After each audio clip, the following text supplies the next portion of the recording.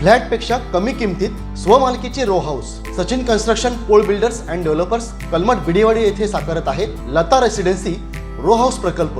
Kankavli police station पासून अवघ्या हाकेच्या अंतरावर 3 BHK 2 मास्टर बेड सह 1100 स्क्वेअर फूट RCC बांधकाम, जागवार concealed plumbing fitting, modular kitchen, सागवान फ्रेम दरवाजा, स्वतंत्र असेसमेंट, सेपरेट वॉटर मोटर, 60% काम पूर्ण, मोजकेच रो हाऊस शिल्लक। साईट पत्ता मनोरमा पार्क बिडेवाडी कलमठ। स्वतंत्र बंगलो, घराचे दर्जेदार बांधकाम निर्धारित वेळेत खात्रीशीर करून मिळेल। कॉन्टॅक्ट 9405755599 आणि 8806229999। सिंधुदुर्ग जिल्ह्यामध्ये ऑक्टोबर महिन्यामध्ये अवकाळी पाऊस पडला होता आणि या अवकाळी पावसामध्ये भात कापणीचा वेळीच हा पाऊस पडल्यामुळे मोठ्या प्रमाणात शेतकऱ्यांचं नुकसान झालं होतं।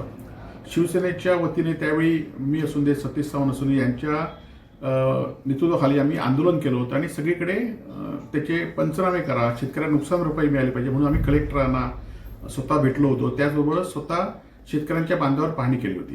परंतु आजच आम्ही पेपरमध्ये बातमी वाचली की निलेश राणे जे या जिल्ह्याचे पालकमंत्री आहेत, नितेश राणे जे आमदार आहेत, ते दोघंही या नुकसान भरपाईचं श्रेय लाटण्याचा प्रयत्न या ठिकाणी करत आहेत।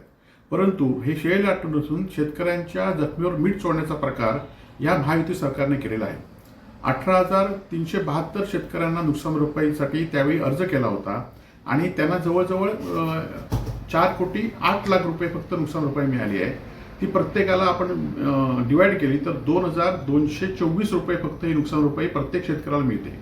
याउलट शेतकऱ्यांना ई पीक पाणी नोंदणीची नोंद केली पाहिजे, त्याचा सातबारा काढला पाहिजे, त्याचे फोटो काढले पाहिजेत, तालुक्याला गेलं पाहिजे, कृषी सेवकांना ते तलाट्यांना आपल्या शेतामध्ये आणलं पाहिजे, शेतामध्ये पुन्हा फोटो काढले पाहिजेत। असा भूर्दंड जवळजवळ 1000पेक्षा जास्त रुपये खर्च प्रत्येक शेतकऱ्याला झाला आहे आणि प्रत्येक शेतकऱ्याला फक्त 2,224 रुपये नुकसान भरपाई मिळालेली आहे।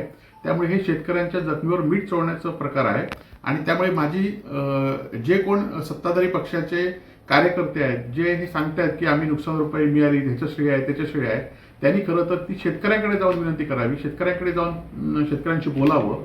आज राजकीय विरोधक म्हणून आम्ही तुमच्याशी बोलत नाही, तर शेतकऱ्यांना खरोखरच याचा 2,224 रुपयाचा काय फायदा होईल काय?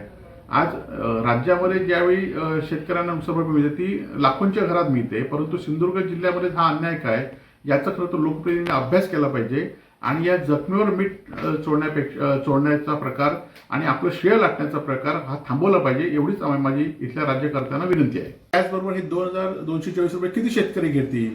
आणि खरं तर कालच्या नगरपालिकेच्या निवडणुकीमध्ये एकेका मताला 15-15, 20-20 हजार रुपये खर्च आले।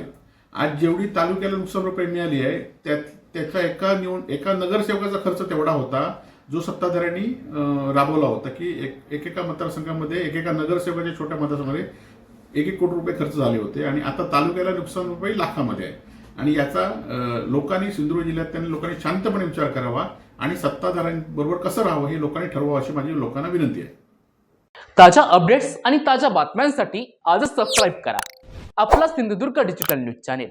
लाईक करा, शेअर करा, कमेंट करा आणि महत्त्वाचं म्हणजे बेल आयकॉनला क्लिक करायला विसरू नका।